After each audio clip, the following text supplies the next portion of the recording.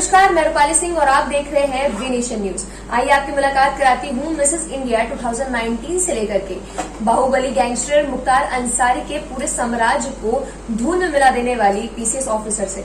मेरे इस विवरण से तो आप जाने गए होंगे कि मैं किसकी बात कर रही हूँ। जी हाँ, आपने बिल्कुल सही समझा। मैं बात कर रही हूँ तेज तर्रार गाजियाबाद में कार्यरत एडीएम एडमिनिस्ट्रेशन रितु सुहास जी की। सवाल आपसे ये है कि आप एक मिडिल क्लास फैमिली से बिलोंग करती हैं और आपने, जैसे कि मैंने हर इंटरव्यू में आपके देखा, आप बहुत संघर्ष किया। आपने बहुत कम उम्र में ही आत्मनिर्भर होने का फैसला लिया। आपने सेल्फ स्टडीज़ करके पीसीएस की तैयारी की है। तो हमारे देश में बहुत सारी ऐसी लड़कियां हैं जो इस वजह से रुक जाती हैं क्योंकि शायद ये सोचती हैं कि हमारे घर में फाइनेंशियली प्रॉब्लम है तो हम भाइयों को पढ़ने दें, हम छोटे लोगों को पढ़ने दें। तो आप उनको क्या मैसेज देना चाहेंगी?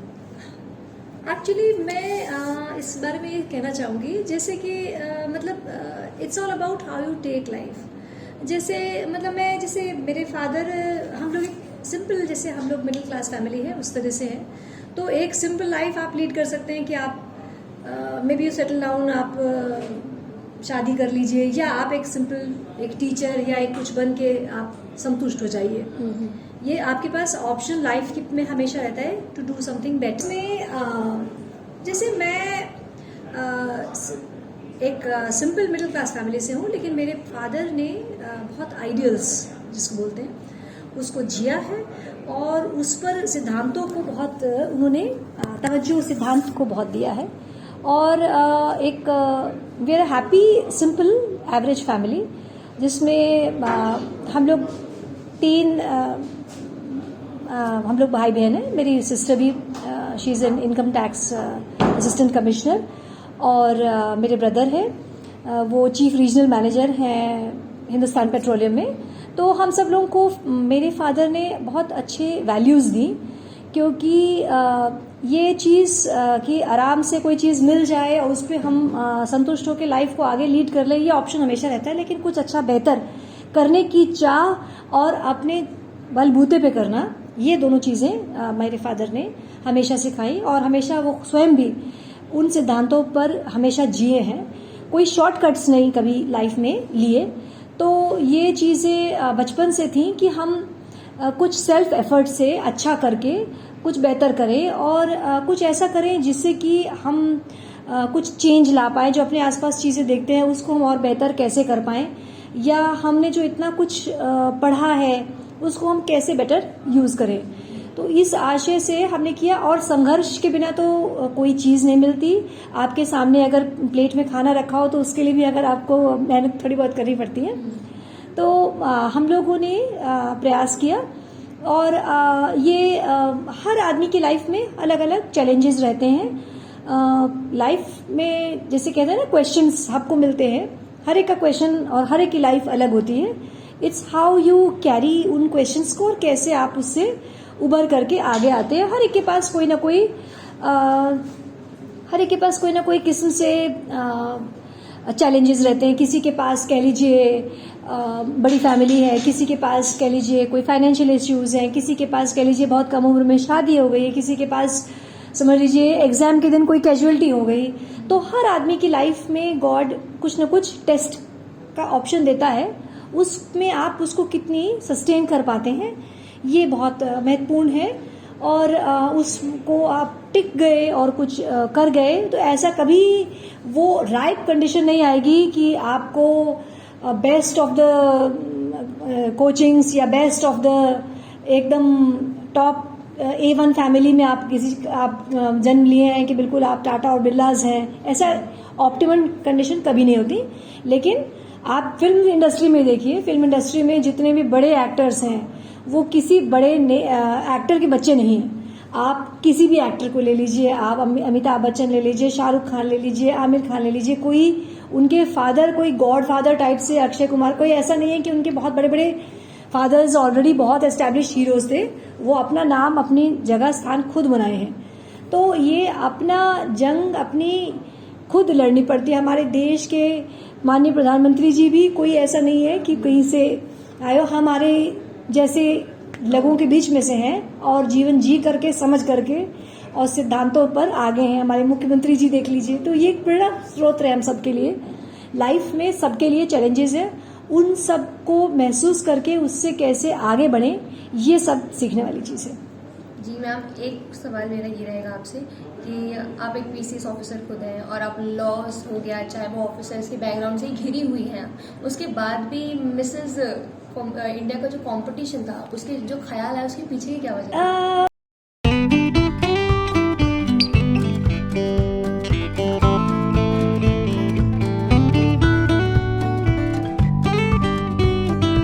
एक्चुअली हर आदमी की बस उतनी ही लाइफ नहीं होती जितनी कि शायद हम लोग देखते हैं। हर आदमी की पर्सनल लाइफ है, हर आदमी का शौक होता है, हर आदमी का, चाहे उसका गाना सुनने का हो, चाहे उसका डांस का हो, चाहे उसका कुछ भी हो।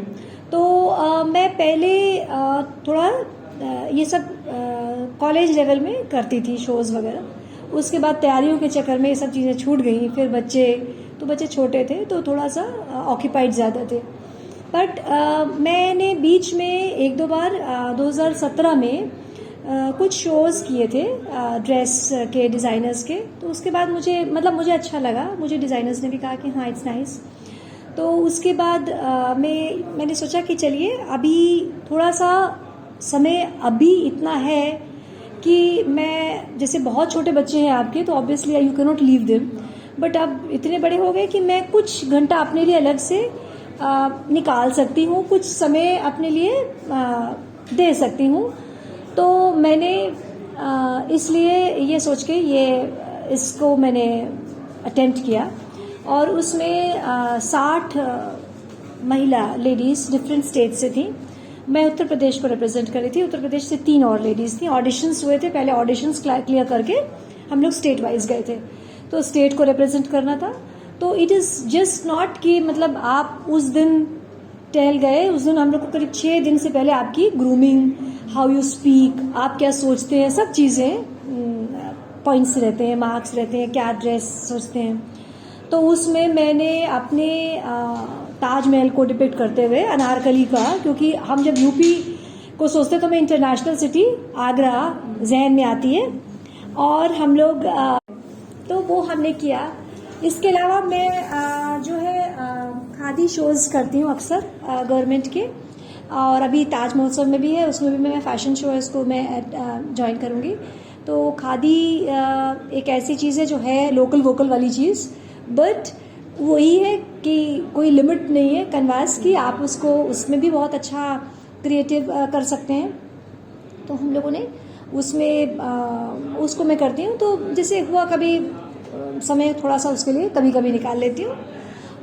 बेसिक मूल काम तो वही रहता है जो हमारा ऑफिस का है, उसमें हमारी पब्लिक को बहुत सेटिस्फाइंग है, क्योंकि आपको अपने किसी को हेल्प या एक्चुअल में जो होना है काम पब्लिक के लिए, वो करने का, सेवा करने का ईश्वर से एक सौभाग्य प्राप्त होता है। पिछले साल कोविड था 2 साल, तो कोविड में कम्युनिटी किचन्स मैंने किए। उन किचन्स के माध्यम से कई मजदूर जितने आ रहे थे लाखों, उनको खाना पहुंचाना ट्रेन पे, और जो मजदूर रह गए थे जो दिहाड़ी, उनको खाना देना। प्लस लॉकडाउन के समय जब पिछला सेकेंड वेव थी, जो ज़्यादा पैंडेमिक थी, उसमें ऑक्सीजन सप्लाई निरंतर और बेड की सुविधा हो, तो ये में आप सच में समाज की सेवा करने का आपको ये एक अवसर मिला जब आप किसी के वास्तविक रूप में काम आ सकते हैं। तो ये एक लाइफ है, लेकिन ये भी एक पहलू है जिसको कि आप अटेम्प्ट कर सकते हैं। ऐसे ही बहुत सी लेडीज़ हैं जिनको बहुत अच्छा शायद खाना बनाती हूँ, डांस कर लेती हूँ, तो वो अब रोज़ नहीं कर सकते, लेकिन कभी कभार आप उसको जी सकते हैं।